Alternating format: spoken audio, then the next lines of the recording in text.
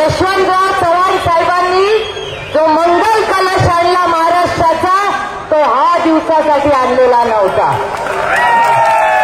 हा आणला होता की मराठी भाषा ही जगलीच पाहिजे, ती टिकलीच पाहिजे आणि प्रत्येक गाव वाडी वस्तीवर प्रत्येक मुलाला आणि मुलीला त्याच्या अधिकाराचं शिक्षण मिळालंच पाहिजे आणि तो अधिकार प्रत्येक मुला आणि मुलीला भारतरत्न डॉक्टर बाबासाहेब आंबेडकरांनी संविधानात दिलेला आहे.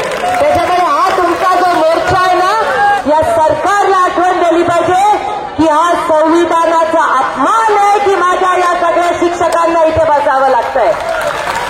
हा फक्त शाहू महाराजांचा अपमान आहे, कारण शाहू महाराजांनी पहिल्यांदा या देशामध्ये राज्यामध्ये मराठी शाळा काढल्या, हॉस्टेल्स काढले. त्यानंतर एवढ्या महिला दिसतायत, या सगळ्या सावित्रीच्या लेखी माझ्या सकट आज इथे मी भाषण का करू शकते, कारण सावित्रीबाईंनी त्यावेळी संघर्ष केला म्हणून मी आज इथे तुमच्या समोर भाषण करू शकते.